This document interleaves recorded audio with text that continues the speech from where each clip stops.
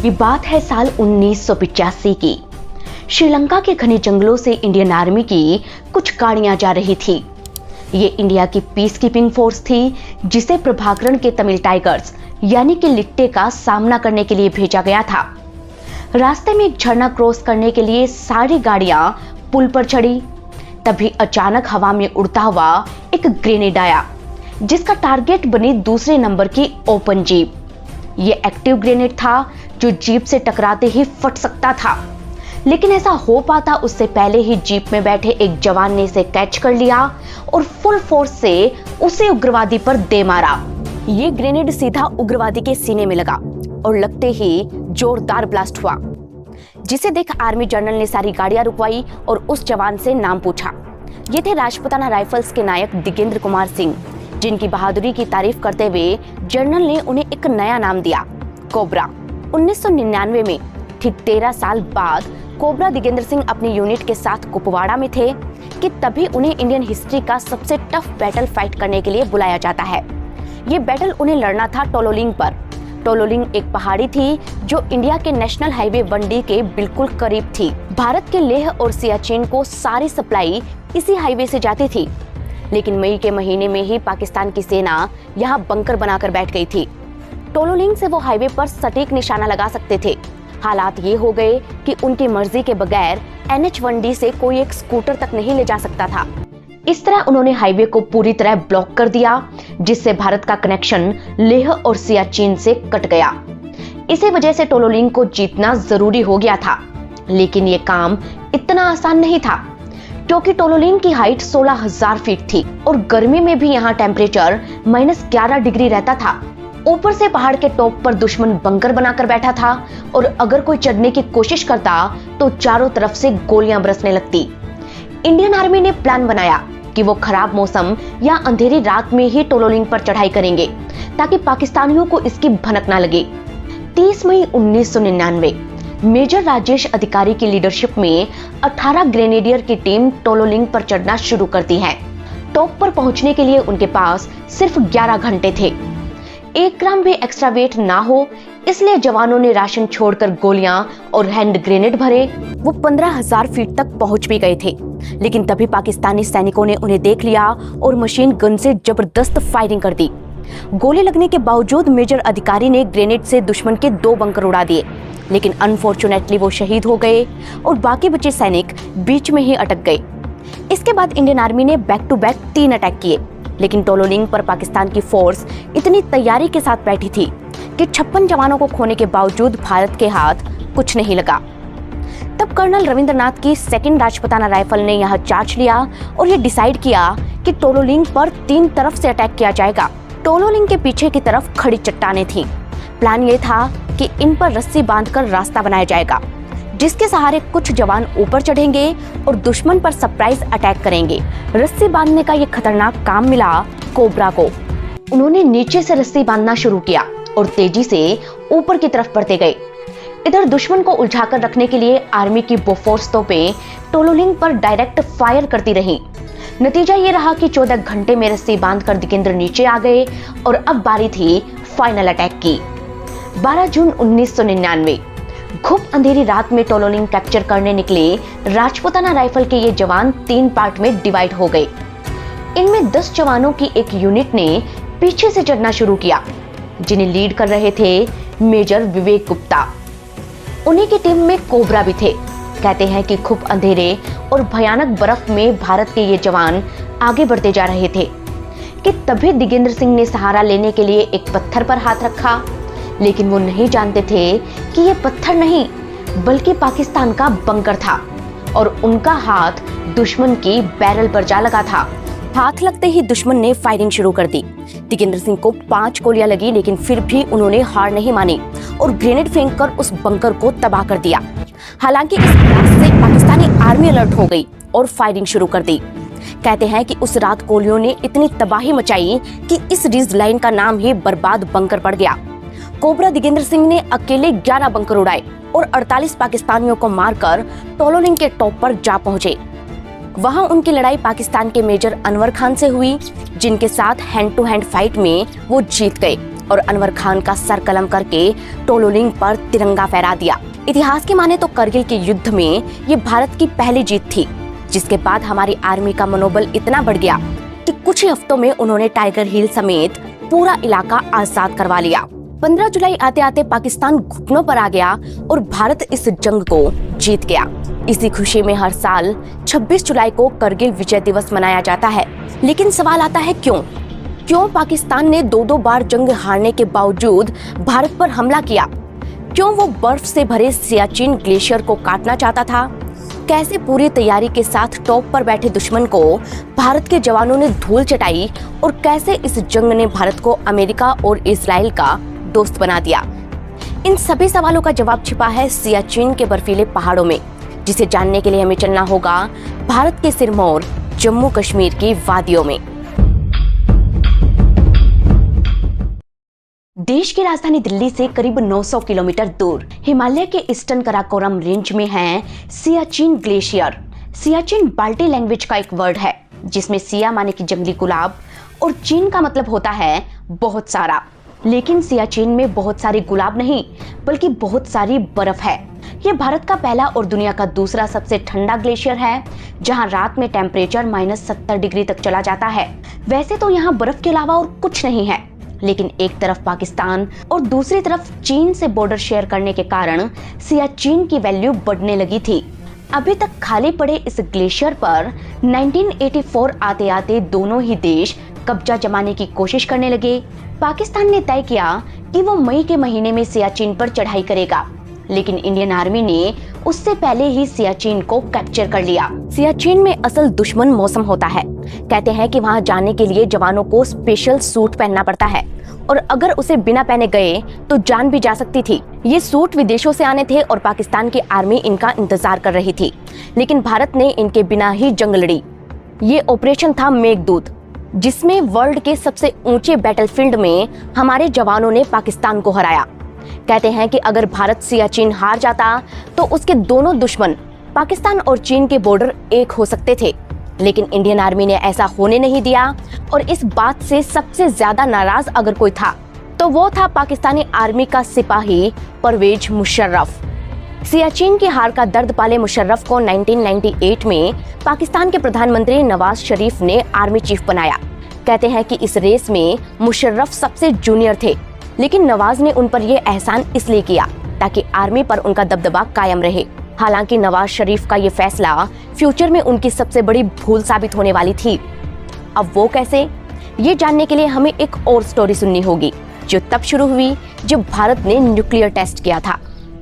11 मई 1998 पोखरण में भारत ने परमाणु परीक्षण किया, जिसके बाद अमेरिका की मदद से पाकिस्तान ने भी न्यूक्लियर टेस्ट किया।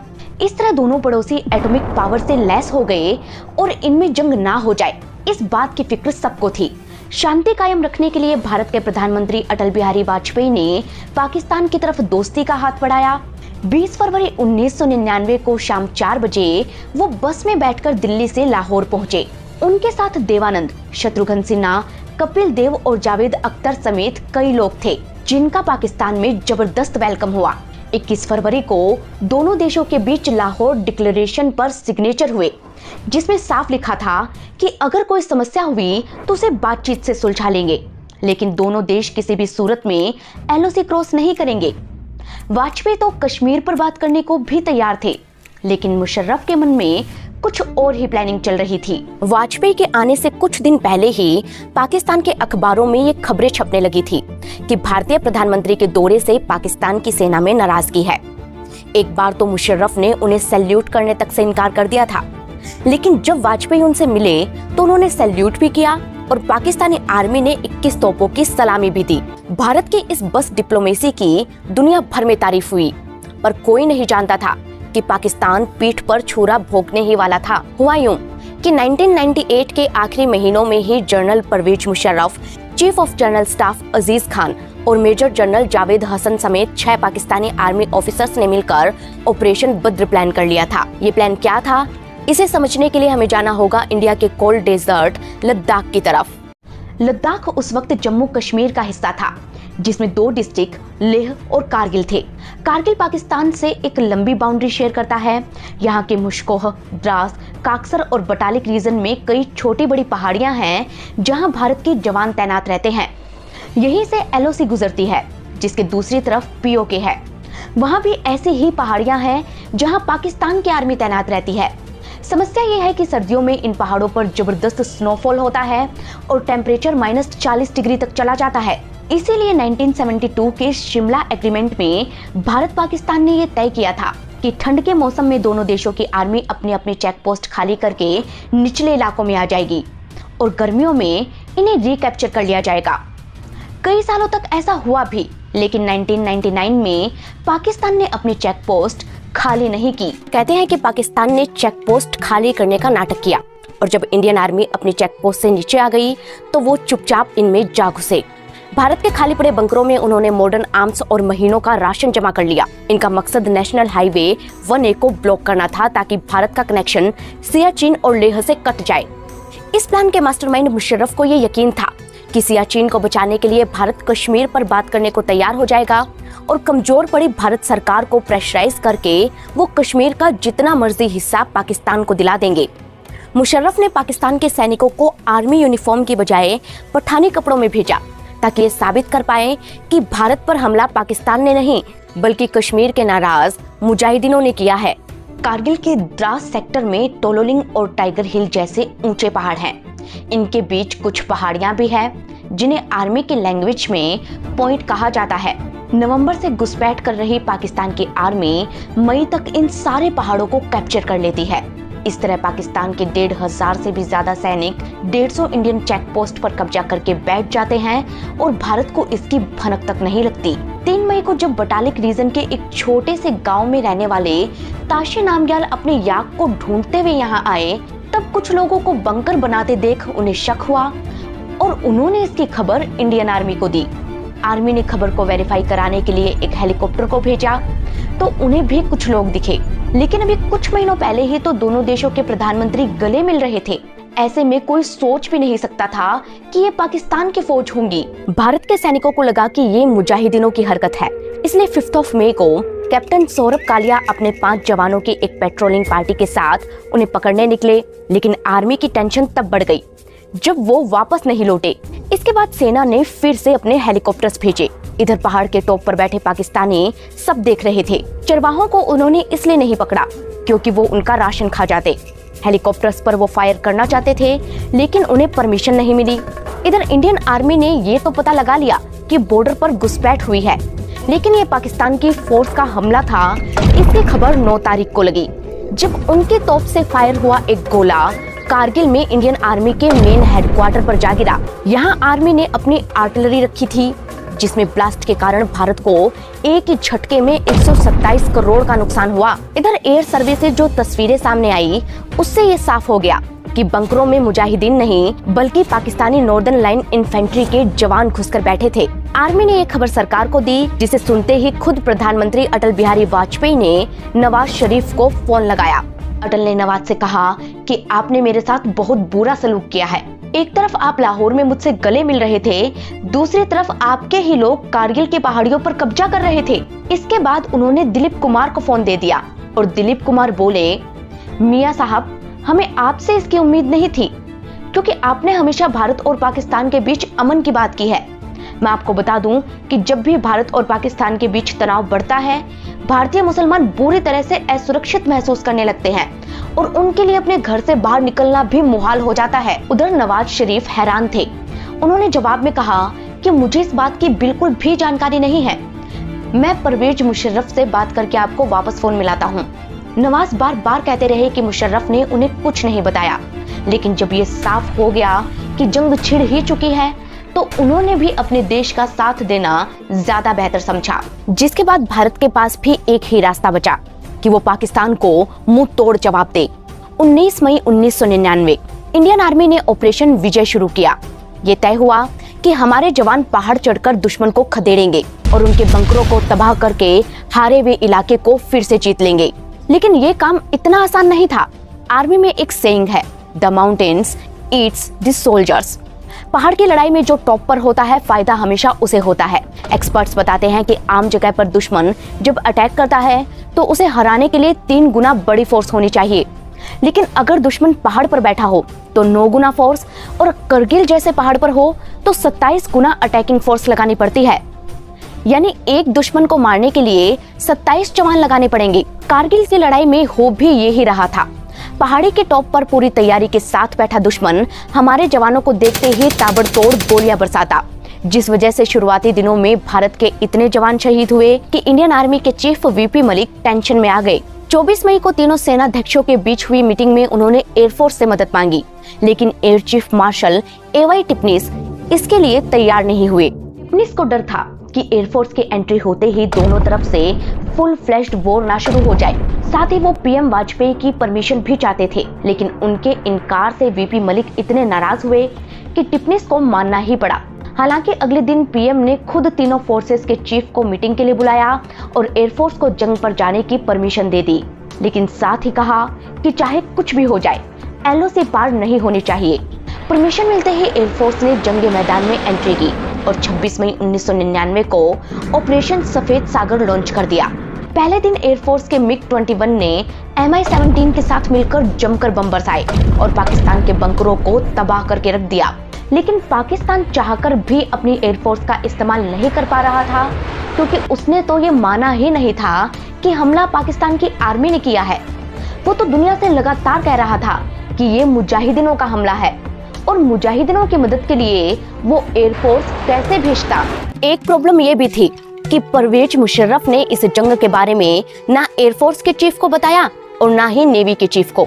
उन्हें लगा कि वो आर्मी के भरोसे ही भारत को हरा देंगे। ऐसे में पाकिस्तानी घुसपैठियों के पास एयरफोर्स से मुकाबले का एक ही रास्ता रह गया था, और वो थी स्टिंगर मिसाइल, जिसका असर दिखा 27 मई को। हुआ यूं कि इस दिन भारत के 3 MiG-21 घुसपैठियों पर बमबारी कर रहे थे कि तभी अचानक लेफ्टिनेंट कंबमपति नचिकेता के प्लेन में टेक्निकल फॉल्ट आ गया। उनका प्लेन क्रैश होने वाला था कि वो इजेक्ट कर गए और एलओसी पार कर पाकिस्तान में जा गिरे। उनका पता लगाने जब स्क्वाड्रन लीडर अजय आहूजा उनके पीछे गए, तभी दुश्मन की मिसाइल उनके प्लेन पर जा लगी और प्लेन में आग लग गई। जान बचाने के लिए अजय पैराशूट से कूदे, लेकिन तभी पाकिस्तानियों ने हैवी मशीन गन से फायरिंग कर दी और वो आसमान में ही शहीद हो गए। दिखावे के लिए पाकिस्तान ने फ्लाइट लेफ्टिनेंट नचिकेता को सही सलामत भारत को लौटा भी दिया, लेकिन जब उन्होंने कैप्टन सौरभ कालिया समेत गायब हुए उन 6 जवानों के शव भेजे तो हर भारतीय का खून खोल गया। पाकिस्तान ने हमारे जवानों को पूरी तरह टॉर्चर किया था,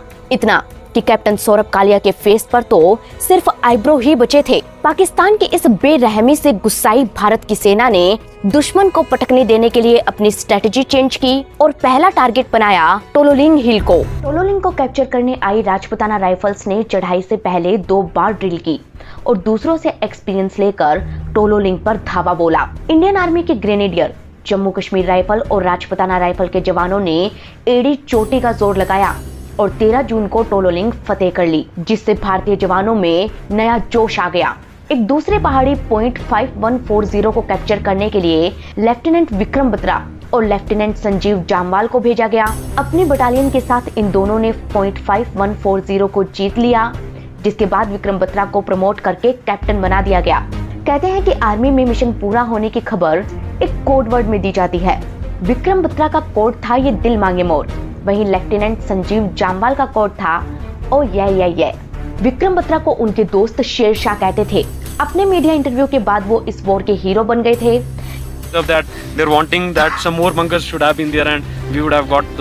ये पहला वॉर था जिसे टीवी चैनल्स ने लाइव दिखाया। What you heard right behind you was the sound of Bofors guns directly targeting the top of Tiger Hills. वहीं गांव-गांव पहुंचे शहीदों के शवों ने पाकिस्तान के खिलाफ माहौल तैयार कर दिया। नतीजा ये रहा कि कारगिल की लड़ाई हर भारतीय की लड़ाई बन गई। वहीं सरकार और आर्मी को जनता का पूरा सपोर्ट मिला, जिसके बाद सरकार ने डिप्लोमेटिक लेवल पर लड़ाई शुरू की। वहीं एयरफोर्स ने नई स्ट्रेटजी के साथ री एंट्री की। इस बार एयरफोर्स ने लेजर गाइडेड बम बरसाने का प्लान बनाया। ये स्मार्ट बम घने कोहरे और बादलों के बीच भी निशाना लगा सकते थे। करगिल की पहाड़ियां काफी हाइट पर थी, बादलों की वजह से यहाँ कुछ दिखता नहीं था और हवा पतली होने के कारण हेलीकॉप्टर फुल फोर्स से नहीं उड़ पाते थे। इसलिए भारत ने अपने स्पेशल फाइटर जेट्स मिराज 2000 को उतारने का फैसला किया। लेकिन दिक्कत ये थी कि इनमें लगने वाले lightning electro optical targeting ports हमारे पास थे ही नहीं। इन पोर्ट्स में ही लेजर डेजिग्नेटर और कैमरा फिट होता था जो टारगेट की तस्वीर दिखाता था। इनके लिए भारत ने 1997 में इजराइल से डील भी की थी, लेकिन डिलीवरी से पहले ही जंग छिड़ गई। फिर भी इजराइल मदद के लिए आगे आया और अपने इंजीनियर्स को भारत भेजा। उसने मिराज जेट्स में ये पोर्ट्स फिट किए जिनमें देसी बम लगाए गए। हालांकि ये काम बहुत रिस्की था क्योंकि एक बग की वजह से 30,000 फीट की हाइट पर जाकर इजरायली पोर्ट का सॉफ्टवेयर बंद पड़ जाता था। ऊपर से बम की कमी के चलते जुगाड़ बम यूज करने पड़ रहे थे। फिर भी एयरफोर्स ने रिस्क लिया और 25 जून की सुबह 2 मिराज 2000 फाइटर जेट्स ने टाइगर हिल पर जुगाड़ बम चला दिए। कहते हैं कि इन बमों का वार इतना अचूक था कि दुश्मनों के बंकर के परखचे उड़ गए। पाकिस्तान की आर्मी का कमांड एंड कंट्रोल सेंटर तबाह हो गया। वहीं नीचे से इंडियन आर्मी की तोपों की 100 बैटरियों ने एक साथ गोले बरसाए और टाइगर हिल पर दूसरे अटैक के लिए ग्राउंड तैयार कर दिया। 3 जुलाई 1999 टाइगर हिल पर बर्फ पड़ रही थी। भारतीय सेना के 2 बहादुर युवा अफसर लेफ्टिनेंट बलवान सिंह और कैप्टन सचिन निम्बालकर टाइगर हिल से पाकिस्तानियों को उखाड़ने के लिए एड़ी चोटी का जोर लगा रहे थे। लेकिन यहाँ की चढ़ाई 90 डिग्री पे थी, जिसे दिन में छिपकर चढ़ना नामुमकिन था। इसलिए वो रात के अंधेरे में टाइगर हिल पर चढ़ना शुरू करते हैं। कई जगह ऊपर चढ़ने के लिए उन्होंने रस्सियों का सहारा लिया। उनकी बंदूकें उनकी पीठ से बंधी हुई थी। बड़ी मुश्किल से वो अगले दिन 11 बजे तक टॉप पर पहुंचे कि तभी दुश्मन की नजर उन पर पड़ी और उसने भयानक गोलीबारी शुरू कर दी। पाकिस्तानी ऊपर से बड़े बड़े पत्थर भी गिरा रहे थे। इसी वजह से भारतीय जवानों को पीछे हटना पड़ा। 5 जुलाई को 18 ग्रेनेडियर के 25 सैनिक फिर आगे बढ़े। तब भी पाकिस्तान ने 5 घंटे तक फायरिंग की, जिसके बाद ये तय हुआ कि सिर्फ 7 सिपाही ऊपर जाएंगे। द ब्रेव लिखने वाली रचना बिष्ट रावत बताती हैं, 11:30 बजे करीब 10 पाकिस्तानी ये देखने नीचे आए कि भारतीय सैनिक जिंदा बचे हैं या नहीं। हर भारतीय सैनिक के पास सिर्फ 45 राउंड गोलियां बची थीं। उन्होंने उन्हें पास आने दिया। उन लोगों ने क्रीम कलर के पठानी सूट पहन रखे थे। जैसे ही वो उनके पास आए, 7 भारतीय सैनिकों ने फायरिंग शुरू कर दी। इस फायरिंग में 8 पाकिस्तानी मारे गए और 2 भाग गए। उन्होंने ऊपर जाकर बता दिया कि नीचे सिर्फ 7 भारतीय जवान हैं। इसके बाद जो हुआ वो किसी फिल्म स्टोरी से कम नहीं है। हुआ यूं कि इन 7 सिपाहियों पर अटैक करने के लिए पाकिस्तान के 35 घुसपैठिए आ गए। उन्होंने चारों तरफ से घेरकर हमला कर दिया, जिसमें भारत के 6 जवान शहीद हो गए। 7वें थे ग्रेनेडियर योगेंद्र सिंह, जिन्हें 15 गोलियां लगी थी और वो लाशों के बीच पड़े थे। कहते हैं कि पाकिस्तानी लाशों पर भी गोलियां चला रहे थे, लेकिन योगेंद्र फिर भी बच गए। योगेंद्र के पास एक ग्रेनेड था। उन्होंने पूरी ताकत लगाकर ग्रेनेड की पिन हटाई और उसे पाकिस्तानियों पर दे मारा। ग्रेनेड फटते ही उन्होंने पास में पड़ी राइफल उठाई और गोलियां बरसाने लगे। इसमें 5 पाकिस्तानी मारे गए, जिसके बाद योगेंद्र ने नाले में जंप किया, जहां से इंडियन आर्मी ने उन्हें रेस्क्यू कर लिया। इसके तुरंत बाद 23 साल के कैप्टन सचिन निम्बालकर की लीडरशिप में एक और हमला किया गया। यहाँ पाकिस्तानियों से आमने सामने की लड़ाई हुई और करीब 12 घंटे की जद्दोजहद के बाद भारत की सिख ग्रेनेडियर और नागा रेजिमेंट के जवान टाइगर हिल पर तिरंगा फहराने में कामयाब हो ही गए। जब भारत ने टाइगर हिल को फतेह किया, तब नवाज शरीफ अमेरिका में थे। वो अमेरिकन प्रेसिडेंट बिल क्लिंटन से मदद मांगने गए थे, क्योंकि जीत की आस लगाए बैठा पाकिस्तान जून के बाद से इस जंग में बुरी तरह फंस चुका था। आसमान से मिराज जेट्स उस पर बम बरसा रहे थे। जमीन से भारत की बोफोर्स तोपें पाकिस्तानी चौकियों का चूरा बना रही थी। ऊपर से इंडियन नेवी ने भी ऑपरेशन तलवार शुरू करके अरेबियन सी में पाकिस्तान के सारे रास्ते ब्लॉक कर दिए, जिससे उनके मर्चेंट शिप पानी में ही अटक गए और अब पाकिस्तान के पास सिर्फ 6 दिन का ही पेट्रोलियम बचा था। इसीलिए अमेरिका के इंडिपेंडेंस डे यानी कि 4 जुलाई को ही नवाज शरीफ क्लिंटन से मिलने पहुंच गए। वो क्लिंटन से अकेले में मिलना चाहते थे, लेकिन क्लिंटन ने मना कर दिया। जब दोनों की मीटिंग हुई तो क्लिंटन ने उन्हें फटकारा और बोले, मैंने आपसे पहले ही कहा था कि अगर आप बिना शर्त के अपने सैनिक नहीं हटाना चाहते तो यहाँ ना आए। अगर आप ऐसा नहीं करते तो मेरे पास एक बयान का मसौदा तैयार है, जिसमें करगिल संकट के लिए सिर्फ और सिर्फ पाकिस्तान को ही दोषी ठहराया जाएगा। ये सुनते ही नवाज शरीफ के चेहरे की हवाइयां उड़ने लगी।